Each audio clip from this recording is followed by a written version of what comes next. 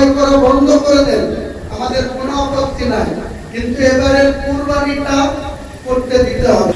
এই নূর নবী আমার সঙ্গে ছিল, একটা গরুর ফার্ম, যার 600 কোটি টাকার গরু কিনা আছে, 20,000 গরু, এক একটা গরুর জাতি সাইজ দেখেন, আর মাসে এক একটা গরুকে পার ডে 325 টাকা করে খাবার কিনে খাওয়াতে হয়। 80 লাখ টাকা মাসে সে গরুকে খাবার কিনে দেয়। তার সেই গরুকে গোটা কলকাতার পুলিশ ঘিরে দিয়েছে, তার সেই কয়েকশো বিঘি জায়গায় যেখানে গরু আছে, একটা গরুকে মুভমেন্ট করতে দিচ্ছে। কালকে দুপুরবেলায় আমার সঙ্গে একসাথে লাঞ্চ করার পর আমার কাছে সন্ধ্যাবেলায় এসেছিল। আমি রাজ্যের উচ্চ পদস্থ পুলিশ প্রশাসন, সিভিল প্রশাসনের সাথে কথা বলেছি। কলকাতার মানুষের উপরে কোনো ভরসা কলকাতার সাধারণ মানুষ আর করছে না। এই ববি হাকিমদের উপরে ভরসা করছে না। তৃণমূলের 36টা এমএলএ দিতেছে, তাদের উপরে কারো ভরসা নেই। একমাত্র হুমায়ুন কবির মুখ খুলছে, তাই হুমায়ুন কবিরের কাছে তারা বলছে আমাদের ব্যবসা করতে হবে। আমি পুলিশ প্রশাসনকে বলেছি, উচ্চপদস্থ পুলিশ প্রশাসন বলেছে আপনি যাই বলুন, আমরা কোনো মতেই 28 তারিখে কুরবানির আগে এই গরু কোনো জায়গায় আমরা বের করতে দিতে পারবো না।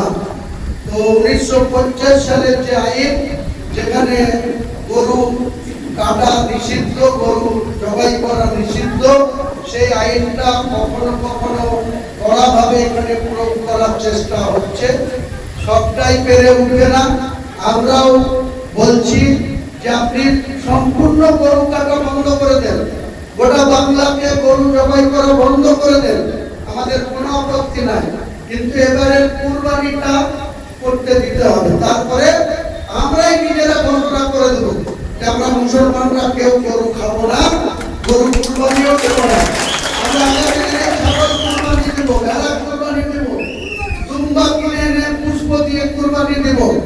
কিন্তু যেসব হিন্দু ভাইরা, এই যে জামিনীদের গ্রাম, তারানগর, তিলিপাড়া, পোড়াডাঙ্গা, গরুর ফার্ম, যার 600 কোটি টাকার গরু কিনা আছে, 20,000 গরু, এক একটা গরুর জাতি সাইজ দেখেন, আর মাসে এক একটা গরুকে পার ডে 325 টাকা করে খাবার কিনে খাওয়াতে হয়।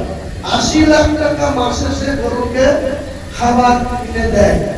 তার সেই গরুকে গোটা কলকাতার পুলিশ ঘিরে দিয়েছে, তার সেই কয়েকশো বিঘি জায়গায় যেখানে গরু আছে, একটা গরুকে মুভমেন্ট করতে দিচ্ছে।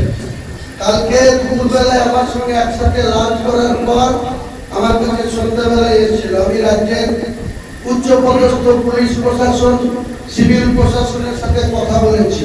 কলকাতার মানুষের উপরে কোনো ভরসা কলকাতার সাধারণ মানুষ আর করছে না। এই ববি হাকিমদের উপরে ভরসা করছে না।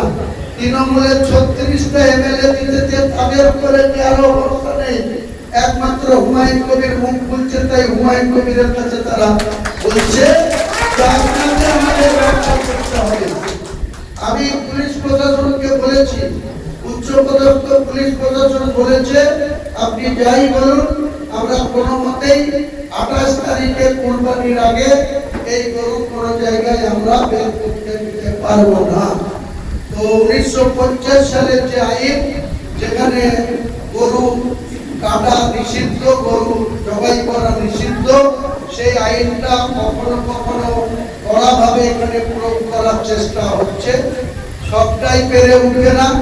আমরাও বলছি যে আপনি সম্পূর্ণ গরু কাটা বন্ধ করে দেন, গোটা বাংলাকে গরু জবাই করা বন্ধ করে দেন, আমাদের কোনো আপত্তি নাই, কিন্তু এবারে কুরবানিটা করতে দিতে হবে। তারপরে আমরাই নিজেরা ঘোষণা করে দেবো যে আমরা মুসলমানরা কেউ গরু খাবো না, গরু কুরবানিও দেবো না।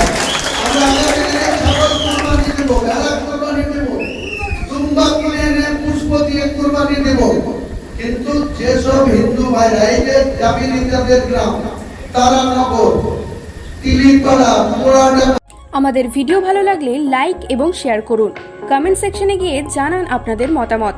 আরও ভিডিও পেতে আমাদের চ্যানেল সাবস্ক্রাইব করুন এবং প্রতি মুহূর্তে খবরের আপডেট পেতে প্রেস করুন বেল আইকন।